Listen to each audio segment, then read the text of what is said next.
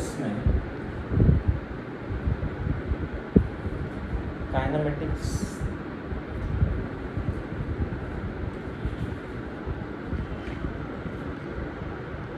कुछ previous year के सवालों को देखते हुए ध्यान में रखते हुए बातें करें तो काइनेमेटिक्स के ऊपर बहुत सारे सवाल पूछे गए हैं।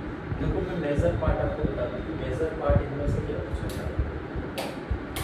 उनके पास 4 ऐसे मेजर टॉपिक हैं या मेजर चैप्टर हैं जिसमें से सवाल उन्होंने पूछे हैं। First one is kinematics. अब काइनेमेटिक्स कोई छोटा सा टॉपिक नहीं है, अपने आप में एक बड़ा सा चैप्टर और बड़ा सा फील्ड है जिसको स्टडी ऑफ मोशन कहेंगे।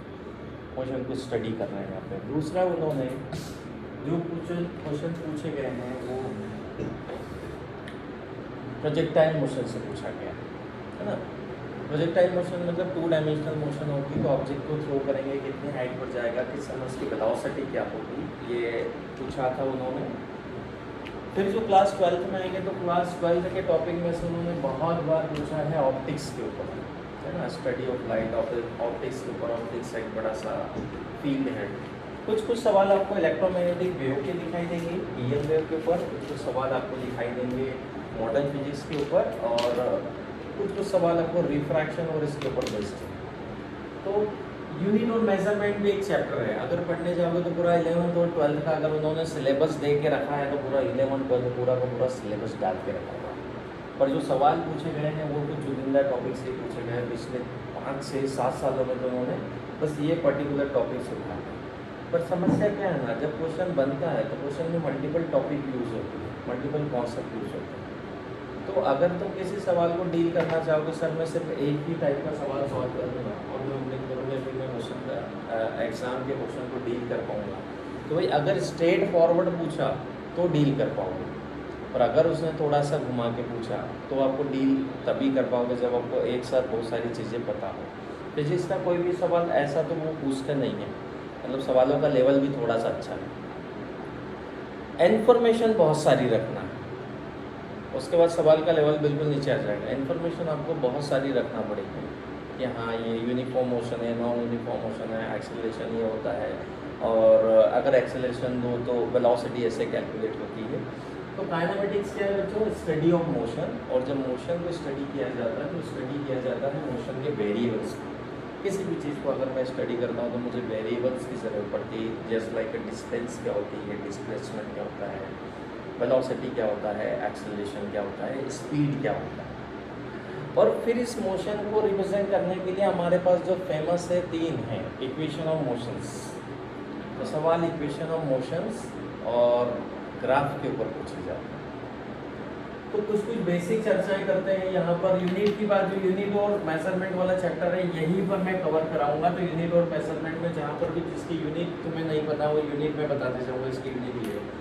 फर्स्ट चीज़ यहाँ पर आती है बेटा, जैसे मैंने कहा कि डिस्टेंस क्या होती है। तो डिस्टेंस की यूनिट वैसे तो मीटर है, और डिस्टेंस 2 पॉइंट के बीच की लेंथ है। Length between the 2 point is called the distance. और is it a scalar quantity? It is scalar quantity. It means whenever we represent the distance we do not require the direction. Direction की जरूरत नहीं है। Suppose to be आप यहाँ से यहाँ जाते हैं, इस रास्ते से इधर आप चले 2 किलोमीटर, आपने 2 किलोमीटर डिस्टेंस ट्रैवल करी, इधर से आपके 5 किलोमीटर, तो आपने 5 किलोमीटर डिस्टेंस ट्रैवल करी। दूसरी टर्म इसमें आती है displacement.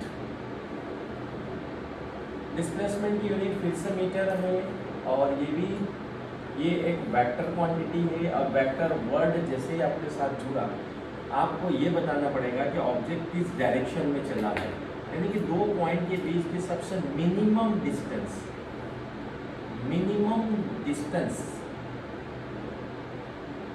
Between 2 point is called displacement. बहुत ही बेसिक, इसलिए बहुत ज़्यादा इनको चर्चा नहीं कर रहे हैं हम, सिर्फ आपको इतना बता दें कि 2 पॉइंट के बीच की डिस्टेंस है, सिर्फ और सिर्फ इनिशियल एंड फाइनल पॉइंट पे डिपेंड करता है। इनिशियल एंड फाइनल पॉइंट्स पे डिपेंड करता है। अच्छा, इन दोनों को एक साथ समझने के लिए मैं आपको एग्जांपल बताता हूँ कि एक लड़की है, मान लो एक राउंड लगा रही है, वो एक सर्कल में घूम रही है, वो ए से चालू हुई और पूरा चक्कर लगाकर वापस ए पर आ गई। तो उस लड़की ने कितने डिस्टेंस ट्रेवल करी, तो उसकी जितनी सरकमफेरेंस रही होगी, कितने डिस्टेंस ट्रेवल करी, वो अगर यहाँ से चलेगी यहाँ पर, इसकी सरकमफेरेंस का फॉर्मूला होता है 2πr। तो लड़की ने जो डिस्टेंस ट्रेवल करी है वो 2πr ट्रेवल करी है। पर लड़की अगर आप देखो वो ए से घूम के वापस कहाँ गई, ए पर, तो उसका डिस्प्लेसमेंट कितना है, डिस्प्लेस भी नहीं, वो अपने ही जगह पर। अगर वो हाफ चक्कर लगाती है तो बताओ क्या होगा बच्चे, अगर वो किसी सर्कल में हाफ चक्कर लगाती है तो बताओ डिस्टेंस कितनी चली, क्या डिस्टेंस चली होगी πr, यस सर नो, और डिस्प्लेसमेंट कितना हुआ होगा, डिस्प्लेसमेंट कितना हुआ, कितनी दूर है वो अपनी इनिशियल पोजीशन से, ए और बी एक दूसरे से 2r के डिस्टेंस पर है, दैट इज द डिस्प्लेसमेंट। तो displacement is called the shortest path between 2 points, or distance is generally called as the path length, path की लंबाई। एक स्केलर है और एक वेक्टर है।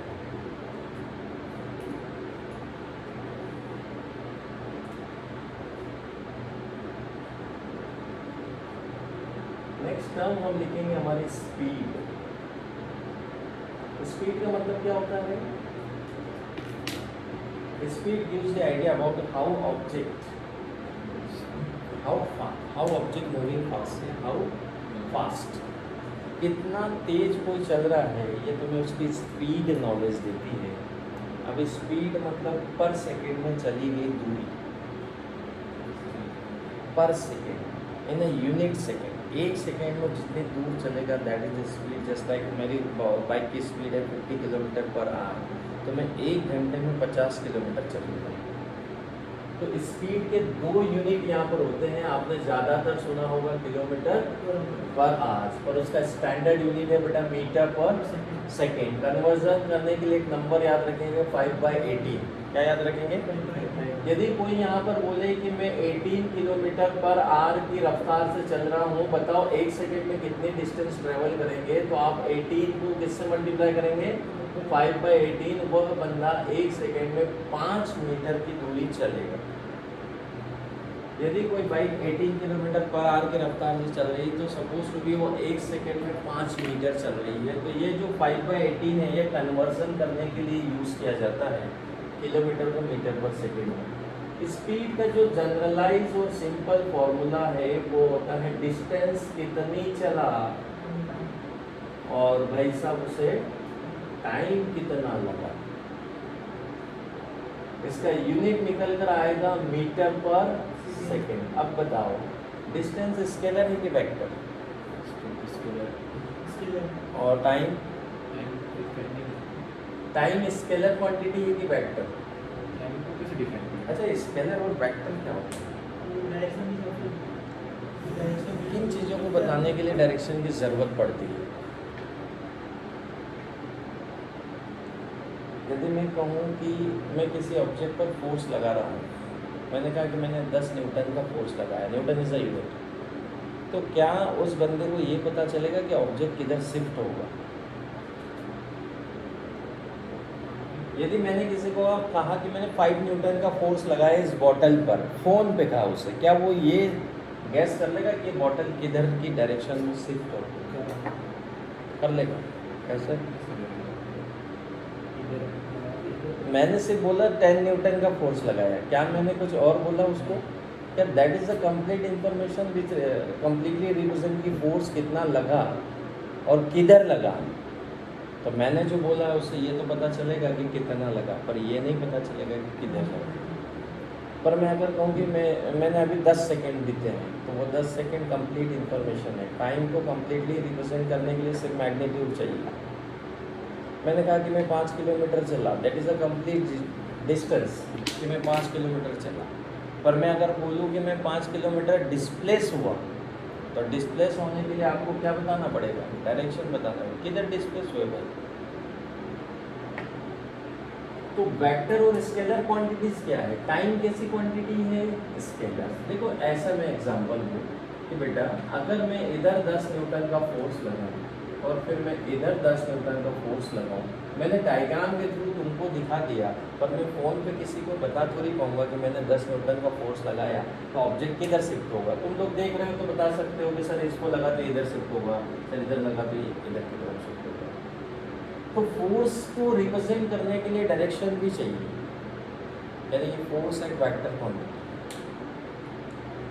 डिस्प्लेसमेंट एक वेक्टर क्वांटिटी, वेलोसिटी वेक्टर है और स्पीड स्केलर क्वांटिटी। स्पीड में सिर्फ ये बताया जाता है कि मैं इतनी रफ्तार से चल रहा हूँ, ये नहीं बताया जाता कि मैं किधर चल रहा हूँ। तो हमारी बाइक में स्पीडोमीटर लगे रहते हैं, वो मेजर किसको करते हैं, स्पीड। और सोचो एरोप्लेन में वहाँ पे वेलोसिटी मीटर होते हैं, क्योंकि उनको दो चीज़ें बताना पड़ता है, प्लेन कितना फास्ट चल रहा है और किधर चल रहा है, डायरेक्शन नीडेड है वहाँ पे। तो दुनिया में दो कैटेगरी बनाई है, some of the quantities called the scalar and some of quantities called the vector. उन्हें बोलेंगे जिनको रिप्रेजेंट करने के लिए दोनों चीज़ें बताना पड़ेगी आपको, मैग्नीट्यूड भी और डायरेक्शन भी। मैं बाजार गया, मैंने कहा 5 केजी सब्जी दे दो, तो भाई सब्जी देगा तो स्केलर फॉर्म में होती है। तो यहाँ पर स्पीड और टाइम दोनों स्केलर है, सॉरी डिस्टेंस और टाइम दोनों स्केलर है, इसलिए हमारी स्पीड भी कैसी क्वांटिटी मिला है, स्केलर क्वांटिटी। अगली टर्म हमारे पास आती है, इसी की चचेरी बहन है, उसका नाम है वेलोसिटी। जनरली वेलोसिटी ये कहती है कि हाउ फास्ट, कितना तेज चल रहे हो, प्लस एक और चीज़ पूछती है वेयर, किधर चल रहे हो। वेलोसिटी क्या है, वेलोसिटी क्या है, अगर वेलोसिटी को समझे तो व्हाट इज द वेलोसिटी। अब वेलोसिटी सर ऊपर जैसा ही तो दिख रहा है, फर्क थोड़ा सा है, यहाँ पर बेटा डिस्प्लेसमेंट आ गया है और यहाँ पर कौन है बच्चे, टाइम।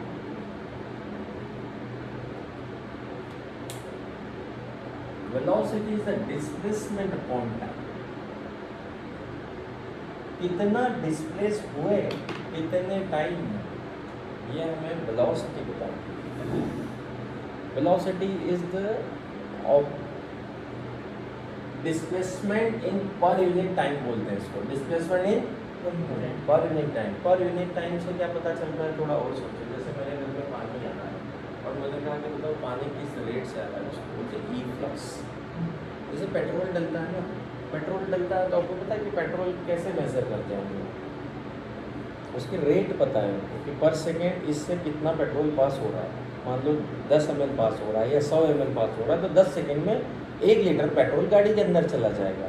तो उसकी जो रेट है ना निकलने की, वो निकालेगी। और रेट का मतलब 100 ml पर second, 100 ml reduce the idea, 1 second में 100 ml पेट्रोल वहाँ से क्रॉस कर रहा है, तो हम कैलकुलेट कर लेंगे इतने टाइम में कितना लॉस होगा। वैसे ही वेलोसिटी ये बताती है कि 1 सेकेंड में कितना डिस्प्लेस हुआ।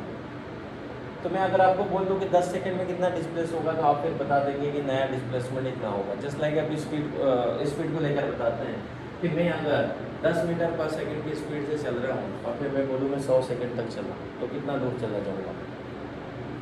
10 मीटर पर सेकंड से चल रहा हूँ, किससे चल रहा हूँ और कितनी देर तक चला, 100 सेकंड तक। बताओ कितनी दूर चला जाऊँगा।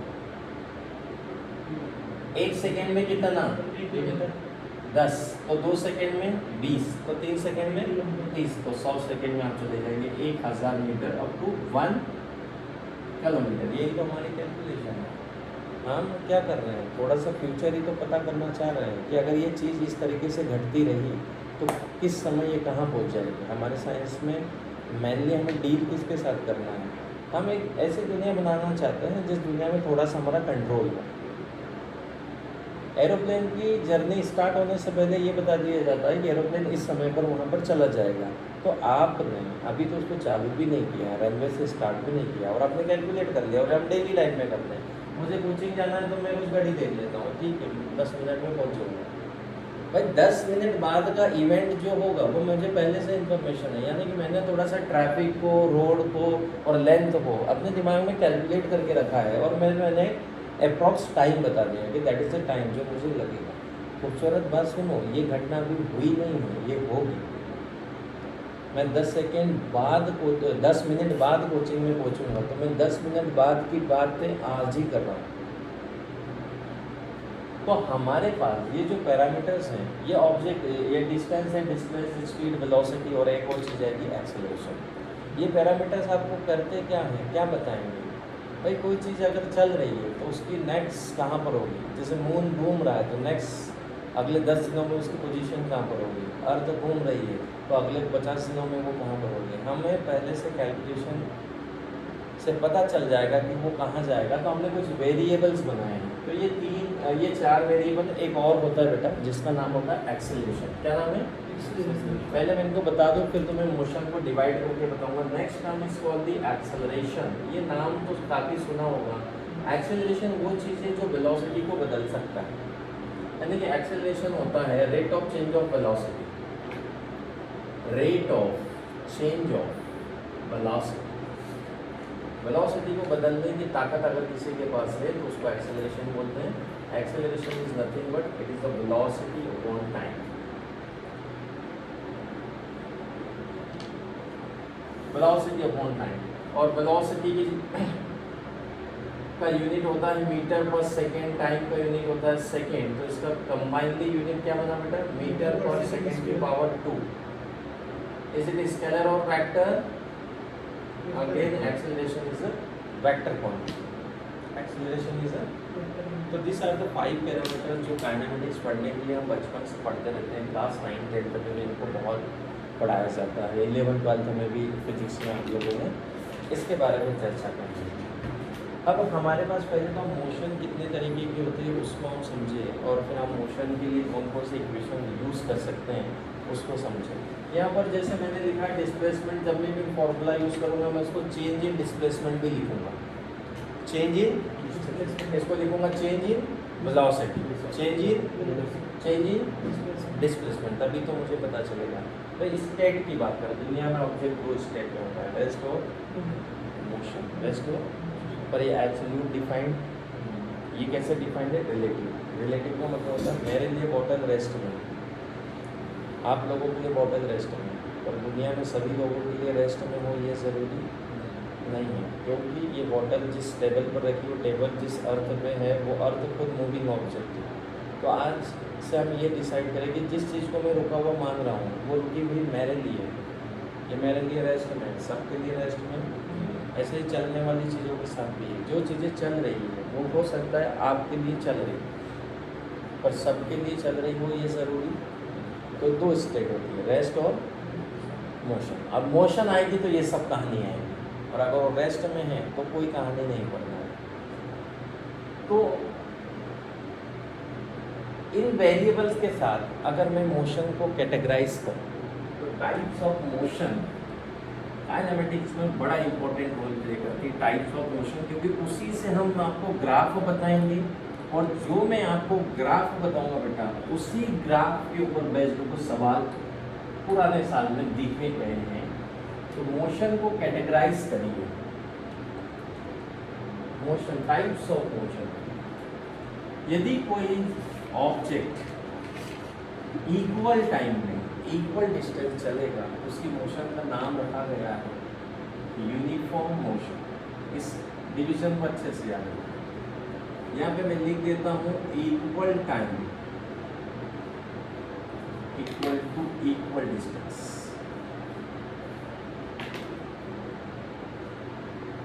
Motion is called the uniform motion.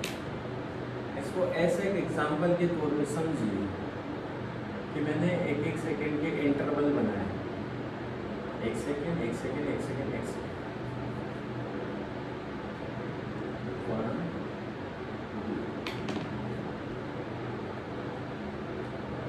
यदि कोई पर सेकेंड में एक फिक्स दूरी तय करता है, मान लो ये दूरी है 1 मीटर, एक फिक्स दूरी 1 मीटर, 1 मीटर, 1 मीटर, 1 मीटर। जरा ध्यान से सुनो, इक्वल टाइम में इक्वल डिस्टेंस। पहले सेकेंड में कितना चला, अगले सेकेंड में 1 मीटर, जो भी नंबर हो, यहाँ पर 2 डालो, 2 डालो। ऊपर जो मैंने लिखा है उसे समझो। हर 1 सेकेंड में यदि कोई बराबर दूरी चले तो that motion is called the uniform. इसमें एक ही फॉर्मूला काम करता है, वो होता है speed is equal to distance upon time. एक ही फॉर्मूला है, यूनिफॉर्म मोशन, और सबसे सिंपल टाइप की मोशन है दुनिया में। यदि जब आपको डिस्टेंस निकालना हो तो आप स्पीड को किससे मल्टीप्लाई करोगे बच्चों? डिस्टेंस निकालना हो तो स्पीड को मल्टीप्लाई कर दो किससे? बहुत ही सिंपल मोशन। कोई एग्जांपल बताओ यूनिफॉर्म मोशन का। क्या कौन ऐसा है जो यूनिफॉर्म मोशन कर रहा हो? ऐसे कोई इमेजिनरी मोशन आप बता सकें इसमें से कोई यूनिफॉर्म मोशन? कुल मिला के मैं मोटा मोटा ये कहना चाहता हूँ कि मैंने यहाँ पर बोला है कि स्पीड कांस्टेंट है। एम आई राइट? स्पीड कांस्टेंट है, हाँ कि ना? क्यों कांस्टेंट है? एक सेकंड में कितना चला? एक सेकंड में कितना चला?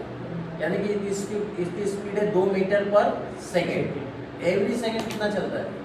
2 मीटर। तो स्पीड कैसी होगी? कांस्टेंट। इसकी स्पीड ना तो बढ़ेगी और ना ही, अब बताओ कोई एग्जांपल।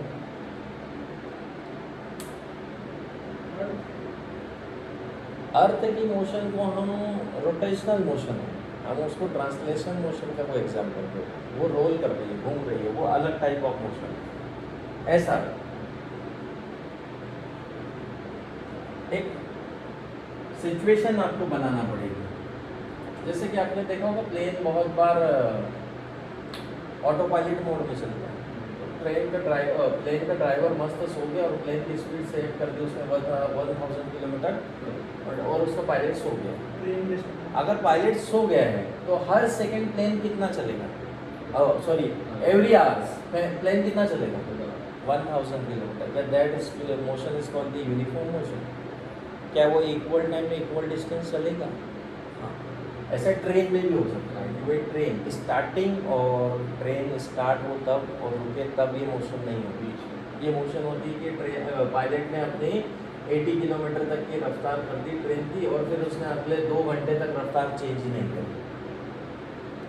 मस्त वो एक स्पीड को सेट करके चला गया। तो दैट मोशन वो हर 1 घंटे में कितना चलने वाली है? 80 किलोमीटर। क्योंकि यहाँ पे कोई ऑब्स्टेकल हो, हम जो रोड पे चल रहे हैं हमारी मोशन यूनिफॉर्म ये कुछ हद तक हो सकती है यदि हाईवे हो, हाईवे सीधा हो और अपनी गाड़ी की स्पीड आपने फिक्स किसी नंबर पर सेट कर रखी है और ना तो उससे ज़्यादा होना चाहिए और ना ही उससे कम। तो यूनिफॉर्म मोशन में क्या कांस्टेंट होना चाहिए? और स्पीड ना तो बढ़ेगी और ना ही कम होगी। स्पीड अगर बढ़ती घटती नहीं है तो एक चीज़ और कही जाती है कि वहाँ पर कोई एक्सेलरेशन नहीं है। एक्सेलरेशन ही वो बंदा होता है जो स्पीड को या तो बढ़ाता है या कम करता है। दूसरी टाइप की मोशन बहुत काम की मोशन। एक तो इसका नाम है, उसका नाम यूनिफॉर्म, तो इसका नाम देखो एक चीज तो पता चल गई, स्पीड यहाँ पर कांस्टेंट, स्पीड चेंज होगी। स्पीड वेरिएबल, या तो स्पीड बढ़ेगी या फिर, यानी कि यहाँ पर एक्सेलरेशन 0 नहीं होगा। 0 नहीं होगा तो वो 2 चीज़ें हो सकती हैं। 0 नहीं होगा तो फिर 2 चीज़ें हो सकती हैं। तो ध्यान से सुनना, एक्सेलरेशन कांस्टेंट भी हो सकता है और एक्सेलरेशन वेरिएबल भी हो सकता है। मेरी बात को ध्यान से सुनना। स्पीड वेरिएबल है, यानी कि स्पीड बढ़ भी सकती है और घट भी सकती है।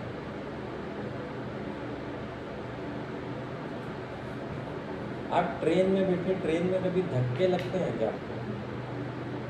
झटके। यदि ट्रेन स्टेशन से 100 की रफ्तार पकड़ रही है तो आपको कभी झटके लगते हैं ट्रेन में? ऐसे लगते हैं क्या? गिर जाते हो क्या ट्रेन में? बस में गिर जाते हो? ट्रेन में हम गिरते नहीं हैं। क्यों? ट्रेन अगर स्टेशन से चलना शुरू कर दीजिए और मैंने किसी को नहीं पकड़ा हुआ तो क्या मैं गिर जाऊँगा कि मैं खड़ा रह सकता हूँ? पर बस में अगर रहूँगा तो क्या गिरने के चांसेस हो सकते हैं? ट्रेन जब स्टेशन से अपनी स्पीड बढ़ा रही होती है तो तुमने देखा हर 1 सेकंड में फिक्स अमाउंट से अपनी स्पीड बढ़ाती है, यानी कि उसका एक्सेलरेशन कैसा है? कांस्टेंट। हर 1 सेकेंड में एक फिक्स अमाउंट से वेलोसिटी को इंक्रीज करना।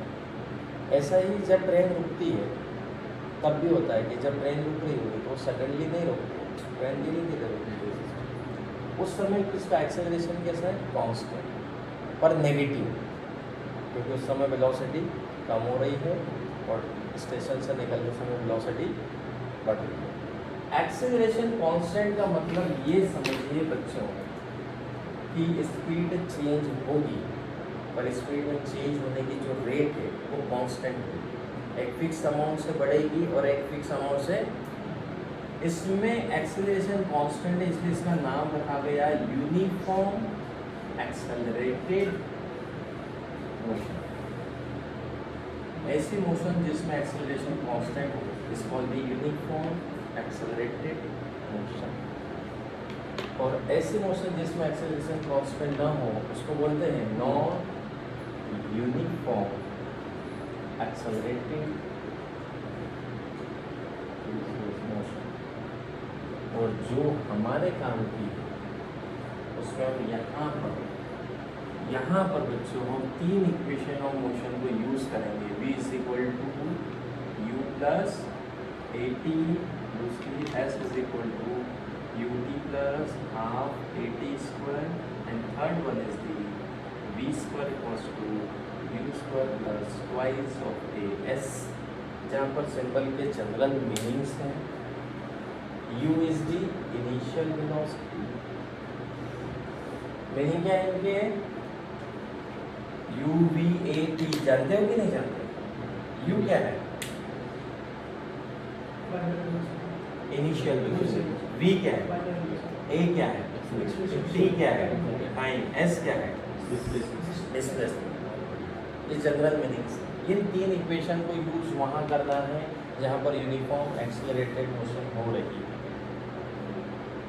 इन तीनों को वहाँ यूज करना है जहाँ यूनिफॉर्म एक्सेलरेटेड मोशन हो रही है, और जहाँ यूनिफॉर्म एक्सेलरेटेड मोशन नहीं होती वहाँ पर वेलोसिटी निकालने के लिए डिस्प्लेसमेंट का डिफरेंशिएशन करते हैं, एक्सेलरेशन निकालने के लिए वेलोसिटी का इंटीग्रेशन करते हैं, जो कि बहुत कम यूज में आने वाली है।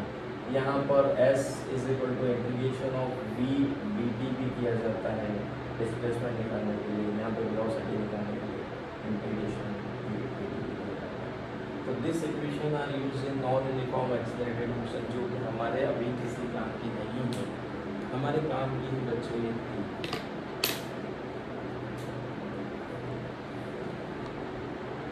यदि यहाँ तक आपको कोई समस्या है तो बताइए। अब मैं आपसे बोलूँ कि यूनिफॉर्म एक्सेलरेटेड मोशन का कोई एग्जाम्पल बताओ।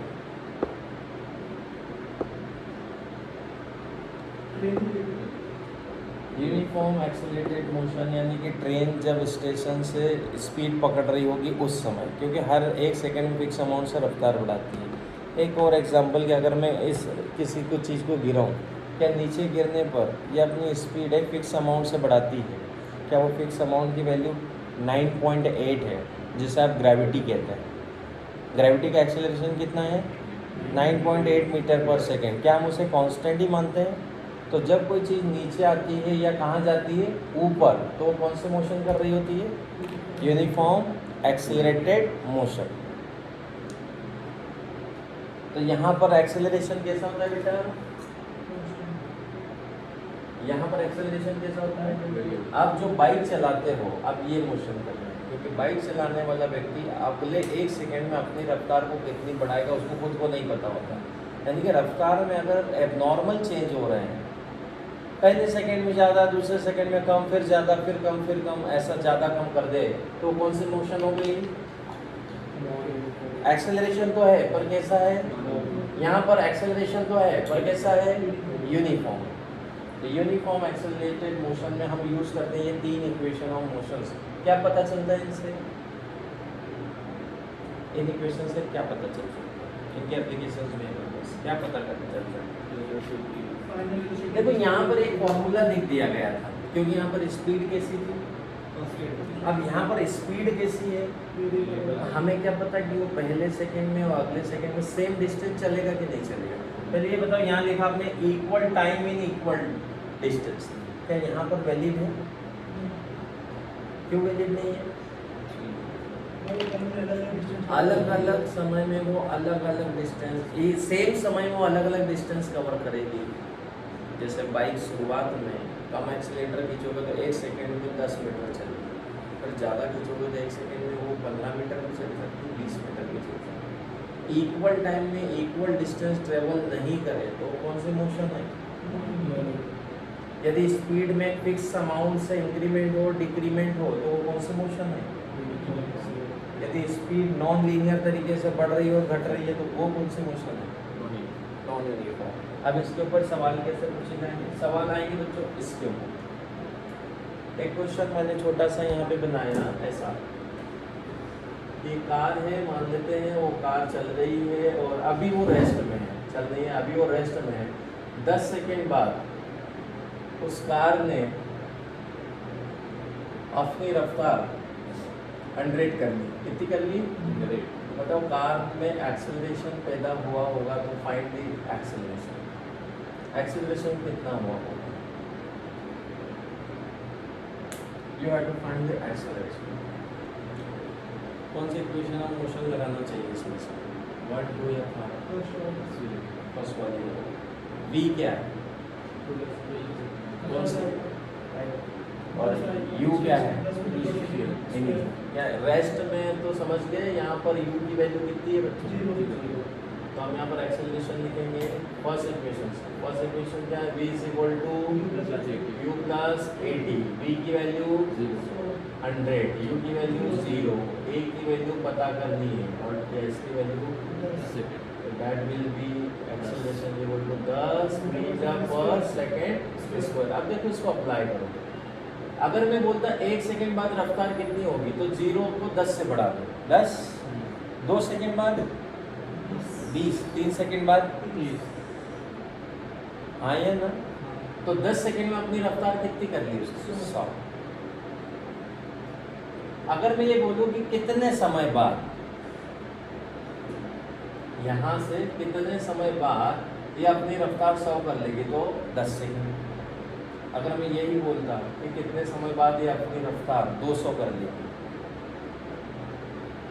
यानी कि टाइम आफ्टर विच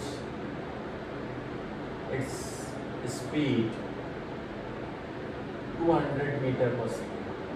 मुझे बताओ अगर ये इसी रफ्तार से बढ़ती जाए तो कितने समय बाद? 20 कैसे निकालेंगे? सेम वही इक्वेशन। v की जगह इस बार 200, u की जगह बच्चों 0, यहाँ पे प्लस a की जगह 10, क्योंकि आपने एक्सेलरेशन निकाल लिया 10, तो यहाँ से टाइम पता चल रहा है तो टाइम की वैल्यू आ जाएगी बच्चों 20 सेकेंड। अब सुनना मेरी बात, ये रफ्तार पकड़ ली तो क्या अचानक पकड़ ली कि थोड़ा टाइम लगा? 10 सेकेंड लगे। इस टाइम में ये रुक रही थी कि चल रही थी? अगर चल रही होगी तो कुछ ना कुछ डिस्टेंस भी ट्रैवल करी होगी इसने, है ना? जैसे एरोप्लेन को रनवे बनाए जाते हैं, तो रनवे क्यों बनाए जाते हैं? ताकि वो अपनी मैक्सिमम रफ्तार तक जा सके। तो मैं इसमें आपसे बोलूँ कि ये इतने 10 सेकेंड में डिस्टेंस कितने ट्रैवल करी इसने? कितनी डिस्टेंस ट्रैवल करी? Distance travel in 10 second. बताओ, ये जब तक इसने अपनी रफ्तार को कितनी करी बेटा? 100। क्या ये रोड पर चल रही थी? तो कितने डिस्टेंस कवर कर चुकी? कितने डिस्टेंस कवर कर? या फिर मैं कौन सा इक्वेशन? सेकेंड वाली s = ut plus half at square. 10 second मैंने बोला, तो अगर टाइम की वैल्यू गिवन है, अरे हाँ, डिस्टेंस कितने ट्रैवल करेगी? Use that equation s = ut plus 1/2 80 square. u की वैल्यू कितनी है बच्चों? 10। a की वैल्यू कितनी बच्चों? 10। a की वैल्यू 10। ये चली होगी 500 मीटर। बेटा उसको लगभग आधा किलोमीटर का रनवे चाहिए ताकि वो अपनी रफ्तार को 0 से कहाँ पहुँचा सके? अब सोच, आधा किलोमीटर का रनवे नहीं बनाया हमने, कहा कि रनवे छोटा बनेगा, 200 मीटर का ही बनाएगा, तो फिर भी रफ्तार मुझे 100 की ही चाहिए। तो आप अब क्या करना चाहिए? वेरी गुड, एक्सेलरेशन बढ़ाएंगे। एक्सेलरेशन बढ़ाने के लिए आपको फिर दमदार इंजन लगाना पड़ेगा। तो एक्सेलरेशन का संबंध होता है फोर्स से, और फोर्स का संबंध होता है हमारी गाड़ी के इंजन के पावर से। तो एरोप्लेन में जो यूज़ किए जाते हैं, या जो हमारे फार्मूला 1 सुपर कार में इंजन यूज़ करे जाते हैं, उन इंजन में हमारे नॉर्मल इंजन में क्या डिफरेंस है? एक्सेलरेशन। यदि गाड़ी का एक्सेलरेशन ज़्यादा, तो क्या वो कम समय में ज़्यादा स्पीड पकड़ सकती है? हाँ, अरे पिकअप वही तो होता है ना। पिकअप जो महंगी गाड़ियाँ आती है उसमें पैसा किस बात का देते हैं? हमारी नॉर्मल गाड़ी भी 200 की रफ्तार पर जा सकती है, इससे टाइम लगेगा, और वो गाड़ी 200 की रफ्तार पर बिल्कुल कम समय में जाएगी। BMW मान लो आपके पास कार है, तो बहुत जल्दी स्पीड पकड़ती है। तो पैसा किस बात का दिया गया है? पैसा दिया गया है कि गाड़ी का एक्सेलरेशन बहुत ज़्यादा होना, और एक्सेलरेशन ज़्यादा पैदा करने के लिए आपको क्या ज़्यादा चाहिए? फोर्स। और फोर्स ज़्यादा चाहने के लिए आपको इंजन कैसा चाहिए? पावरफुल, है ना। इंजन की पावर को कैसे मेजर करते हैं? इंजन की पावर, टॉर्क नहीं, हॉर्स पावर, है ना। इंजन की पावर को कैसे मेजर करते हैं? Horse power. तो हमारे पास देखो, अब ये जो मोशन है ना बेटा, ये जो मोशन है ना, इस मोशन को यूनिफॉर्म एक्सेलरेटेड मोशन कहते हैं। अब सुनो, आप आगे पीछे जा रहे हैं, आपने डिस्टेंस भी बता दी, वो इतनी चलेगा। मैं सवाल को थोड़ा घुमा देता हूँ, हटा दूँ। अब सुनो, मैंने कहा कि वो कोई कार है, वो बहुत ही रफ्तार से चल रही है। आप सही इक्वेशन को सिलेक्ट करना, कर पाते हैं नहीं। मैंने कहा कि तो बहुत ही तेज़ रफ्तार से कार चल रही है, उसकी रफ्तार है 100 मीटर पर सेकेंड। जो बहुत ही तेज़ रफ्तार है ना, 100 मीटर पर सेकेंड में चल रही है वो, तो वो 1 किलोमीटर में तो बहुत चल रही है। इस कार को आगे यहाँ पर देखा कि कोई आ गया है, तो कार को रोकना है। कार को क्या करना है? रोकना है। कार को रोकने के लिए ड्राइवर ने ब्रेक लगाया, और ब्रेक ने नेगेटिव एक्सेलरेशन पैदा करे 20 मीटर पर सेकेंड। आप चेक करो कार कितनी दूरी चलने के बाद रुक जाएगी। कार कितनी दूरी चलने के बाद रुक जाएगी, यानी कि इसका सही नाम में होता है स्टॉपिंग डिस्टेंस। स्टॉपिंग डिस्टेंस कितनी देर में रुकेगी? ए की वैल्यू प्लस है कि माइनस? एक्सेलरेशन पॉजिटिव है कि नेगेटिव? नेगेटिव है, क्योंकि वेलोसिटी बढ़ रही थी, कम हो रही है। रेस्ट में ले जाना है।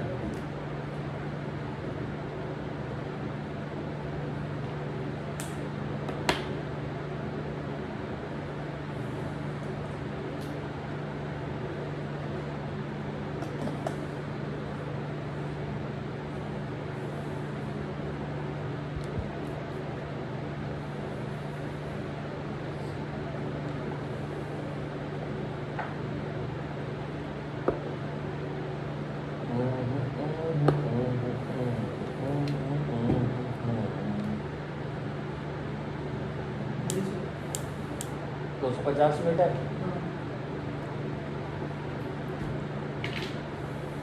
इक्वेशन फर्स्ट यूज़ करोगे तो स्टॉपिंग डिस्टेंस पता नहीं चलेगी।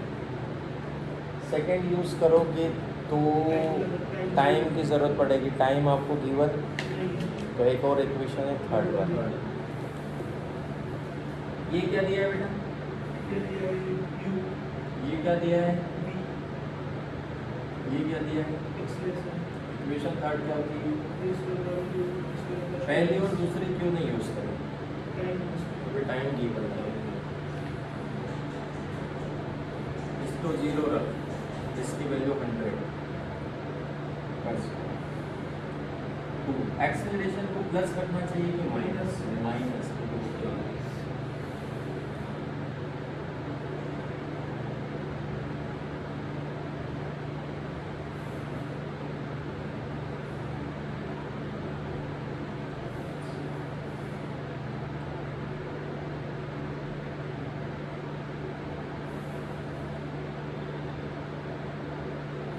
250 मीटर की दूरी पर जाकर कि 250 मीटर दूर इसको स्टॉपिंग डिस्टेंस लेते हैं। हमें कैसे पता चलेगा सर क्या करना है? आपको 3 इक्वेशन दी होगी और एक सवाल दिया होगा। जब दी होगी कि आपको 3 इक्वेशन में से एक इक्वेशन को सेलेक्ट करना है। सर क्या होगा अगर दूसरी सेलेक्ट कर ले तो? आप दूसरी सेलेक्ट करोगे तो यूज़ ही नहीं कर पाओगे, बिकॉज टाइम गिवन नहीं है, तो आप फर्स्ट और सेकेंड को यूज़ नहीं कर पाओगे। That is called stopping distance. क्या बोलते हैं इसको? अब ऐसे सवाल को कैसे भी बनाया जा सकता है, जैसे मैंने इसमें से एक्सेलरेशन गायब कर दिया, इसका यूज से टाइम निकाल सकते हैं। हाँ टाइम निकल जाएगा इससे। पहले टाइम निकाल दो, फिर निकाल दो। मैंने इसमें कितनी देर में रुकेगी बताओ सर? चलो अब इसने कहा है तो वही बनाना, विदाउट टाइम कितनी देर में रुक जाएगी? टाइम होगा,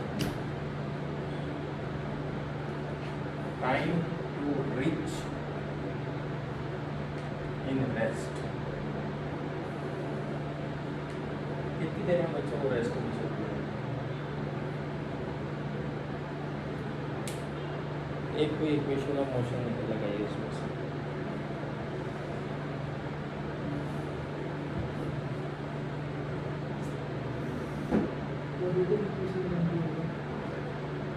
क्वाड्रेटिक बन गई।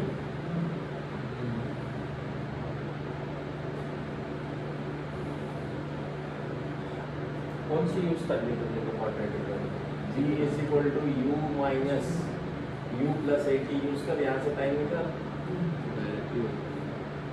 0 100 a की वैल्यू माइनस का 20 इधर t 100/20 इधर t 5 सेकंड बेटा, 5 सेकंड में रुक जाएगी।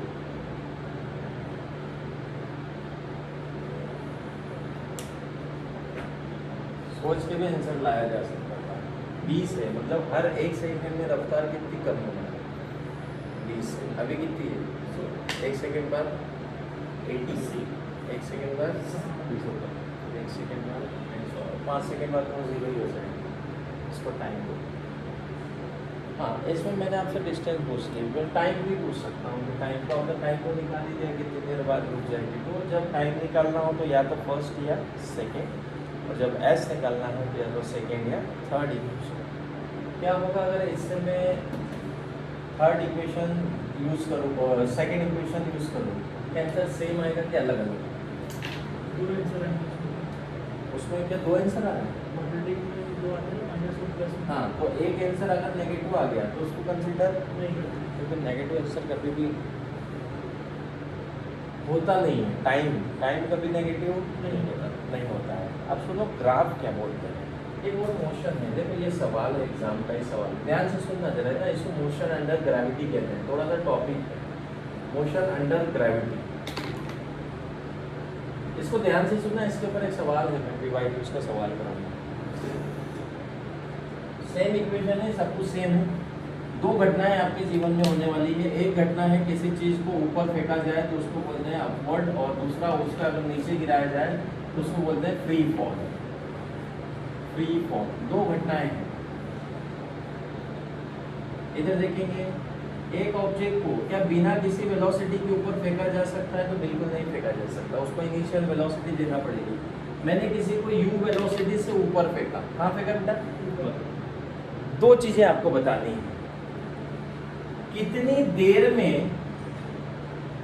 ये ऊपर जाके कहाँ जाएगा? नीचे, उसको बोलते हैं फ्लाइट टाइम। क्या बोलते हैं? Flight time. कितना टाइम इसे लगेगा ऊपर जाने में और नीचे आने में? सुनना जरा बेटा, जब ये ऊपर जाएगा ये वेलोसिटी कम कम कम कम कम, एक समय ये वेलोसिटी क्या हो जाएगी? Eight top most point final velocity क्या हो जाएगी? 0। अगर मैं उस इक्वेशन को यूज करूँ v equals to u plus 80, यहाँ पर चूंकि ये किसके अंदर हो रही है? ग्रेविटी के अंदर, तो a की जगह क्या यूज किया जाए? g। और जब ऊपर जाओगे तो g की वैल्यू कैसे रखोगे? माइनस। यहाँ से टाइम निकालो ऊपर जाने का। सर सबसे ऊपर जाएगी तो ये 0 हो जाएगी, तो टाइम आएगा u/g। एम आई राइट? ये टाइम असेंडिंग टाइम है, ऊपर जाने का। इतना ही टाइम इसे कहाँ लगता है? तो यानी कि ऊपर जाने में u बाय जी और नीचे आने में भी कितना बेटा? u बाय जी। टोटल टाइम हो गया 2u बाय जी। और इस टाइम को बोलते हैं बेटा फ्लाइट टाइम। फ्लाइट टाइम मतलब इतनी देर तक ये हवा में रहेगा। और ये इंटायरली डिपेंड करता है कि आपने किस वेलोसिटी से उसे फेंका था। जी की वैल्यू जनरली हमारे मोस्ट ऑफ द सवालों में 10 ली जाती है, पर बेटा जब वो बोले कि 9.8 लेना है तो आपको 9.8 लेना है। ग्रेविटी का एक्सेलरेशन कितना है? 9. हर एक सेकेंड में रफ्तार को किससे बढ़ाएगी? 9.8 से, या फिर कम किससे करेगी? 9.8 से। ये हो गया फ्लाइट टाइम। एक और चीज़, मैक्सिमम हाइट, कितनी हाइट पर जाएगी? कौन सी इक्वेशन यूज़ करना चाहिए? अगर मैं सेकेंड इक्वेशन यूज़ करूँ जो कि होती है s is equal to u t plus half of a t square. अगर आप सेकेंड इक्वेशन को यूज़ करोगे क्या आपको टाइम चाहिए? पर मैंने टाइम दिया नहीं, तो क्या मैं थर्ड भी यूज़ कर सकता हूँ? अरे हाँ कि ना? चलो चेंज करो। v की वैल्यू u की वैल्यू तो u रहेगी। यहाँ पर देखना भाई, ये g की जगह, ये a की जगह क्या माइनस जी लिखा जाएगा? और s चूंकि ऊपर जा रहा है तो उसको हाइट लिखते हैं h। इसे थोड़ा सा मैथमेटिकली सॉल्व करें तो ये माइनस का u स्क्वायर अपॉन में माइनस का 2g equals to h। Minus से माइनस 2।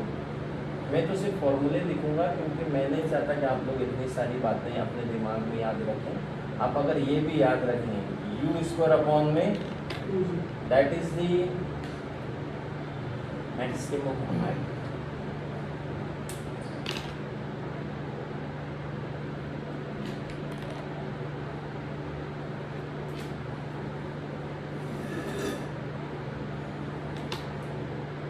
मैं किसी को u से फेंकूं और किसी को 2u से फेंकूं,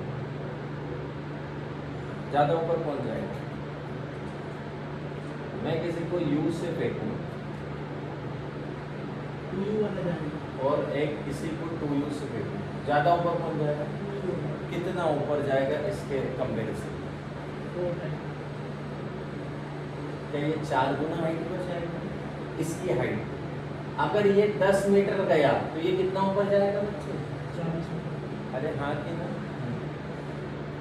स्क्वायर है ना? 40 मीटर।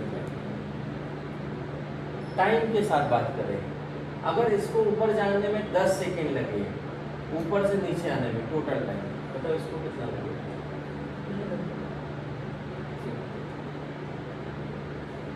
मेरा सवाल सुनो, यू से फेंका था कितनी देर में आ गया? 2u से फेंका कितनी देर में आएगा? 20। टाइम बताओ। 20। यहाँ पर टाइम की वैल्यू 10 सेकेंड है, यहाँ पर टाइम की वैल्यू क्या हो? अरे भाई स्पीड डबल हो गई ना, तो टाइम भी तो। मैं अगर किसी को धीरे से फेंकूँ और फिर मैं उसी को जोर से फेंकूँ, फिर दोनों पर सेम टाइम में आ जाएगा। जाने में टाइम, आने में टाइम, क्योंकि हाइट पहले 10 चल गया था और आया कितना था? 10। अब कितनी जाएगा? 40 और आएगा 40। तो टाइम कितना हो जाएगा? डबल। इसको टाइम कितना लगेगा? 20 सेकेंड। इसको कितना लगा? ये कितनी 10 मीटर गया तो कितना जाएगा? 40 मीटर। यहाँ पे u स्क्वायर है बेटा, हाइट u स्क्वायर। जितनी ज़्यादा वेलोसिटी से फेंको। अब एक चीज़ और जो कंफ्यूजन में कभी आ जाए, यदि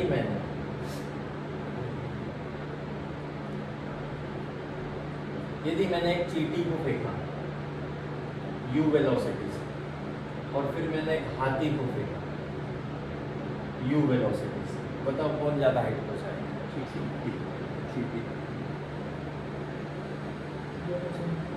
दोनों सेम हाइट पर जाएंगे, क्योंकि इसमें कहीं पर भी वेट या मास का कोई रोल नहीं है। भाई चींटी को जितनी एयर फ्रिक्शन को 0 कर देते हैं, एयर फ्रिक्शन नहीं है ना, तो जितनी हाइट पर चींटी जाएगी उतनी हाइट पर यदि दोनों को किससे फेंका गया? क्योंकि हाइट पर जाना कहीं पर भी मास पर डिपेंड नहीं करता। यहाँ पर टाइम की भी बात करूँ, कौन पहले जाएगा कौन जल्दी आएगा, तो भाई टाइम भी सेम ही होगा, दोनों सेम टाइम पर वापस आएंगे, क्योंकि टाइम भी मास पर डिपेंड। ये घटना कब है? जब किसी को कहाँ फेंका जाए? ऊपर। कहाँ फेंका जाए? ऊपर। अब उसके उल्टी घटना होती है, किसी को ऊपर से नीचे गिराया जाए, यदि उसको सिर्फ छोड़ा जाता है तो उसको बोलते हैं फ्री फॉल। क्या बोलते हैं? यानी कि इनिशियली उसको फेंका नहीं गया, उसको सिर्फ क्या किया गया? ड्रॉप किया गया। तो वर्ड लिखा हुआ आएगा object is drop from height, drop लिखा हुआ आएगा। ड्रॉप का मतलब आप लोग समझ जाओगे फ्री फॉल। दो चीजें पूछेगा आपसे। पहली चीज, जब वो बॉटम को हिट करेगा, just before hits the ground, what is the velocity? यदि उसको कितने हाइट पर से गिराया गया बच्चों? h हाइट पर से। फिर थोड़े से सवाल करूंगा, बताओ कौन सा इक्वेशन लगाना चाहिए v फाइंड करने? First, second, third. थर्ड वाली को देखो तो वो v square is equal to u square plus 2as है। आगे तो जब नीचे गिराओगे तो g को कैसे लेना है बेटा? ये तो मुझे पता करनी है। ये इसकी वैल्यू कितनी है? 0। यहाँ पे 2g, इधर से स्क्वायर हटाओगे तो इधर, यहाँ पर वेलोसिटी होगी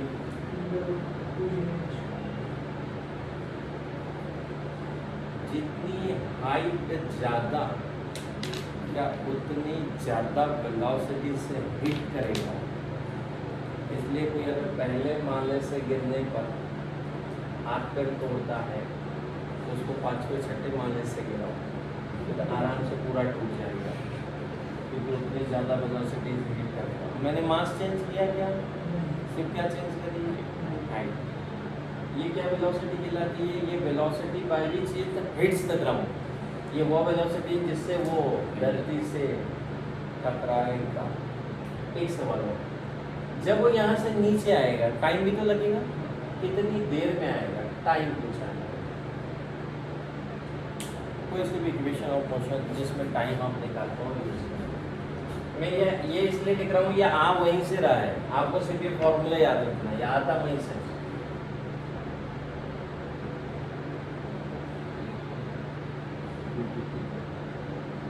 टाइम कैसे निकाल सकते हैं?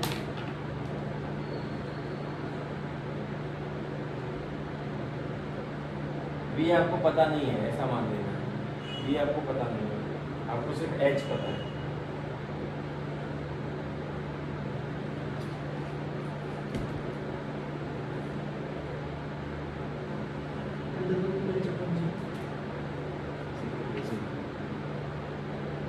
√2h/g कौन सी इक्वेशन यूज करी? हम लिखे नहीं गए, हमने फर्स्ट क्यों यूज करी? ये दिया नहीं है ऐसा मैंने बोला, तो मैं स्क्रैच दिया।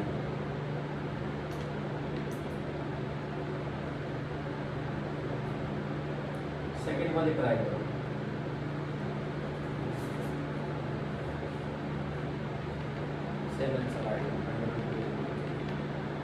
सेकंड वाली ट्राई करो। √2h/g। इतनी सारी बातें करना थी आपसे। अब मैं आपसे सवालों पर चर्चा करता हूँ।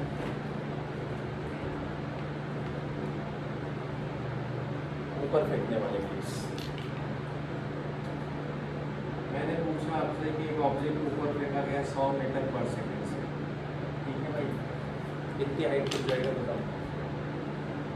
कितनी हाइट अचीव करेगा वो बताओ, और कितनी देर तक हवा में रहेगा वो बताओ, और ये बताओ कि कितनी देर में ये ऊंचाई पर चला जाएगा, यानी कि थोड़ा छोटा टी उसको असेंडिंग टाइम। पहले एच मैक्स होगा,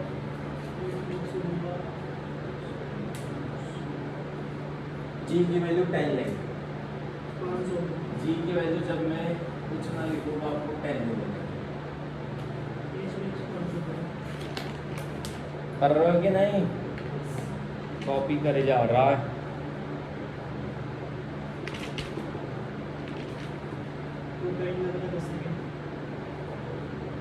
दस सेकेंड टोटल टाइम है क्या?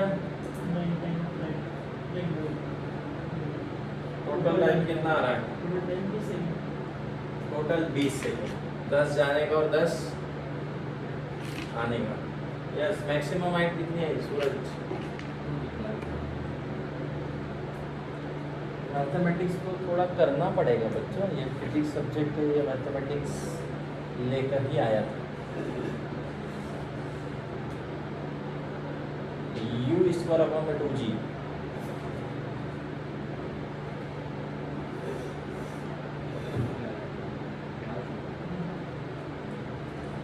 रखो इसमें। क्वेश्चन भी नहीं लिखा, क्वेश्चन तो लिख ले थोड़ा सा, डायरेक्ट ही सॉल्व कर रहे हैं।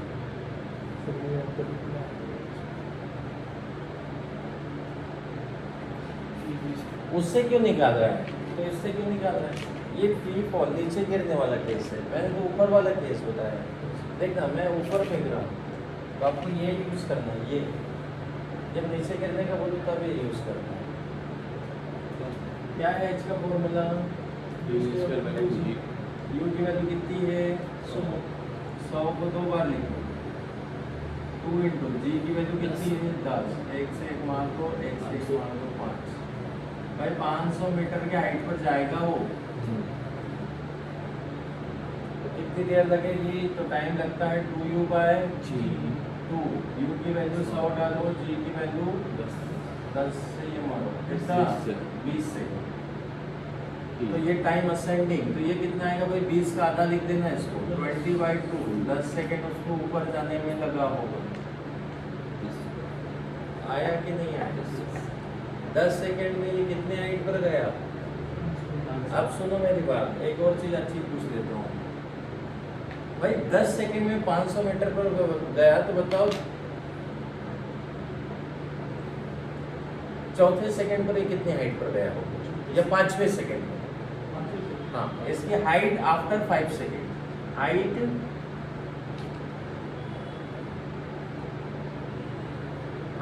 After 5 second. 5 सेकंड पर ये कहाँ था ये बताओ।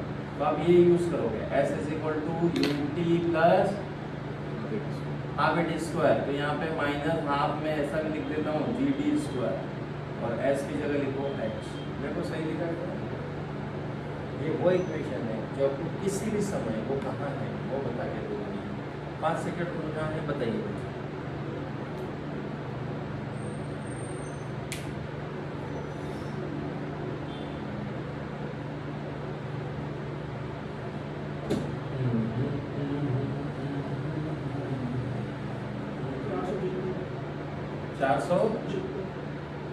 देखो कितने हाइट पर चला गया है ना, 475। पक्का? कैलकुलेशन मिस्टेक ना हो।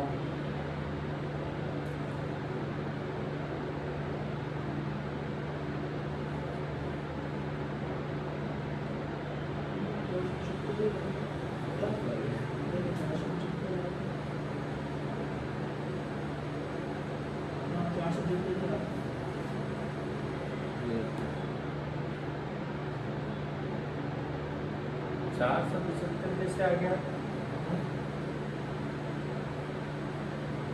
375 है, 375।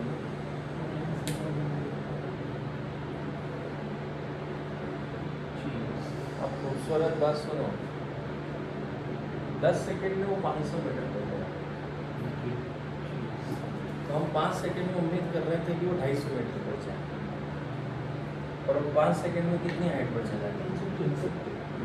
आधी हाइट से भी। ऐसा क्यों?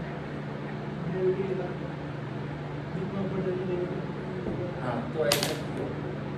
मेरी बात सुनो, 10 सेकंड में कितना चला? तो 5 सेकंड में कितना चलना चाहिए था?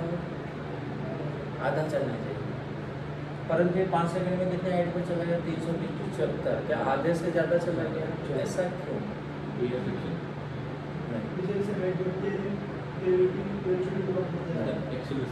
ठीक है, इसका कहना ठीक है। अब देखो ना, ये कौन सी मोशन है? ये non uniform accelerated motion, uniform accelerated motion है। जब भाई साहब निकले थे कितनी स्पीड लेकर निकले? 1 सेकंड बाद रफ्तार कितनी हुई? 90। कितनी हुई?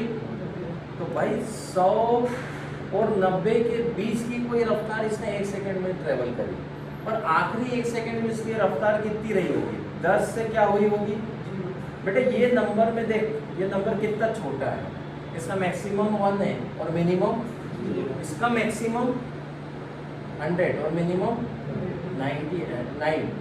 90। क्या यहाँ पर जो भी स्पीड रही होगी इससे तो ज़्यादा ही रही होगी। यदि आप ऐसा सोच रहे हैं कि पहले सेकंड में जितना चला और आखिरी सेकंड में भी उतना ही चलेगा, तो आप बहुत ही गलत सोच रहे हैं। ये पहले सेकंड में ज़्यादा चलेगा और आखिरी सेकंड में कम चलेगा, क्योंकि धीरे धीरे इसकी रफ्तार कम हो रही है। पहले सेकंड में इसकी रफ्तार जो भी रही होगी वो 100 से 90 के बीच में रही होगी, लेकिन आखिरी सेकंड में इसकी रफ्तार 10 से 0 के बीच में रही होगी, या फिर आखिरी के पहले वाला सेकंड ले लो 20 से 10 के बीच में रही होगी। है तो कम ना। जब गाड़ी में तुम लोग ब्रेक लगाते हो, ग्रेविटी इसको ब्रेक ही तो कर रही है। जब मैं ग्रेविटी गाड़ी में ब्रेक लगाता हूँ तो पहले सेकंड में गाड़ी 50 मीटर चली, फिर धीरे धीरे रुक रही है। जब तक वो रुकेगी, क्या वो आखिरी सेकंड में भी 50 ही चलेगी? नहीं चलेगी। वो आखिरी सेकंड में उसकी रफ्तार ऑलरेडी क्या हो चुकी होगी? कम। तो ऐसा कभी भी सोचना नहीं है कि 10 सेकंड में 500 गया तो 5 सेकंड में 250 जाएगा, 250 नहीं जाएगा। क्या ये बात समझ में आई? ऊपर जाने का टाइम, नीचे आने का टाइम, मैक्सिमम हाइट, इस तरीके के सवाल हमारे पास होंगे।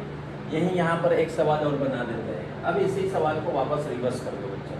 कितनी हाइट पर है? अब मुझे बताओ वो कितनी वेलोसिटी से टकराएगा ज़मीन से, और ज़मीन पर आने में उसको टाइम कितना लगेगा। सेम क्वेश्चन है, रिवर्स कर दो। सेम क्वेश्चन है, रिवर्स कर दो। ऐसा मान लो कि कोई बंदा किसी बिल्डिंग पर चढ़ गया है और बिल्डिंग पर से उससे कोई ऑब्जेक्ट नीचे की तरफ गिराया है। बिल्डिंग की हाइट कितनी लेना है आपको? 500 मीटर। हाँ, एक तो वो वेलोसिटी जिससे ये धरती माँ को मारेगा 2g, और h की वैल्यू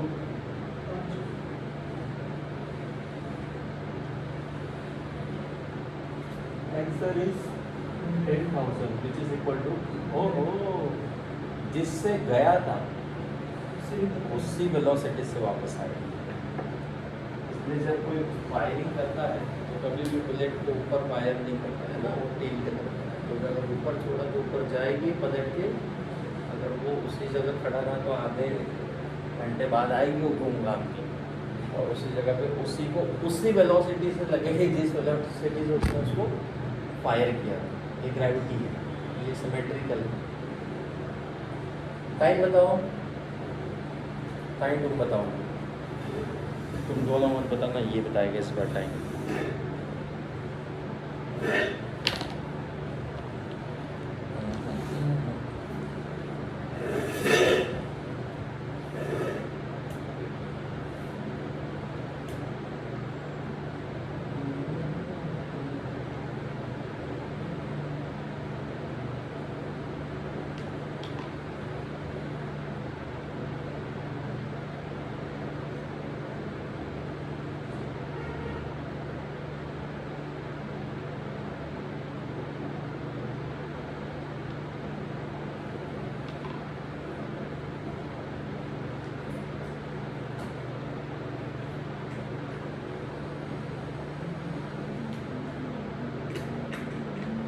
एक सवाल तुम्हारे पीवाई के उसका बस ये बताना।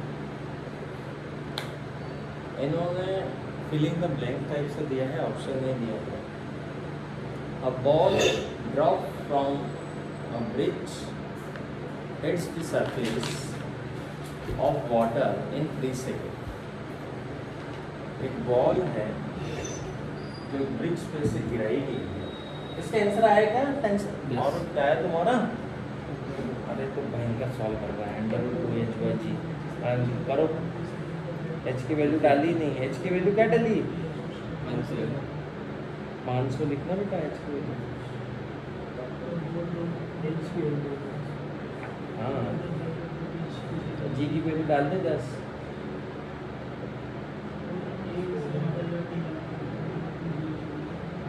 हाँ, 1 0 से 1 0 काट दो। ये रूट के अंदर है ना, 100 मतलब 10। अरे बहुत बढ़िया आंसर ले आया हो। 10 सेकेंड, 10 सेकेंड में धरती माँ को छू लेगा ये। ठीक है, अब तुम्हारा पीवाई के उसका सवाल सुनो। ब्रिज पे चढ़े हो तो कभी एक बंदा ब्रिज पे चढ़ा, उसने ब्रिज पे से एक पत्थर को नीचे गिराया और पत्थर 3 सेकेंड में वाटर को चूम लिया। कितनी देर में बच्चे? 3 सेकेंड। वैसा एक ब्रिज है, ये ब्रिज है, यहाँ पे कहीं पानी है, यहाँ से उसने पत्थर को गिराया, पत्थर कितनी देर में गिर गया? बोलो कितनी देर में गिर गया? 3 सेकेंड में। हमसे क्या पूछिए? ब्रिज की हाइट, हमसे h पूछा है। ये वही फॉर्मूला है जो तूने अभी टाइम के लिए यूज़ किया है, बस इस बार उसमें तुझे टाइम नहीं निकालना। क्या निकालना?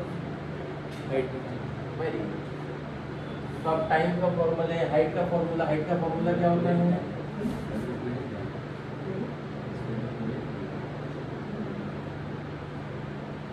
तो इससे काम बन जाएगा क्या? बोल, इसमें क्या क्या पता है तुझे? जी पता है क्या? उसने बोल दिया है सवाल में 9.8 लेना है, थोड़ी कैलकुलेशन पड़ेगी। टी पता है क्या? 3 सेकंड। 3 सेकंड। खत्म सवाल। टी वाई तो उसका सवाल है। ठीक है बच्चों, आंसर क्या है? 44.1।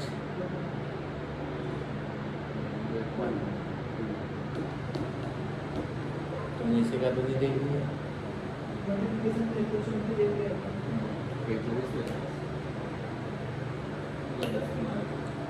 पर इसमें लिखा है कि round off to 1 decimal place, मतलब पहली डिजिट तो बिल्कुल करेक्ट आना चाहिए और उसके डेसिमल के 1 पॉइंट तक भी करेक्ट आना चाहिए।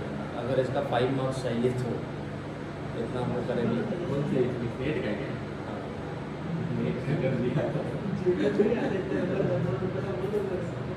जेल में कुछ फायदा नहीं। हाँ, MCQ में MSQ में भी नहीं होता है। ठीक है, बाकी ये लोग आएंगे तब हम कंटिन्यू करेंगे। ये काइनेमेटिक्स का पार्ट था। अब मैं तुम्हें पढ़ाऊँगा ग्राफ। कुछ सवाल जो हैं ग्राफ के ऊपर सीधे कुछ रहते हैं। प्रोजेक्टाइल मोशन उसके बाद आएगी, पहले ग्राफ है। वो 2D का पार्ट है ना, तो बीच में वेक्टर आएंगे पहले। नेक्स्ट क्लास हमारी जब भी होगी हम ग्राफ और प्रोजेक्टाइल मोशन दोनों को कोलैबोरेट करेंगे। वेक्टर वगैरह बीच में बताना होगा, तभी तुम प्रोजेक्टाइल को समझ पाओगे उस वेक्टर का यूज। ठीक है बच्चे।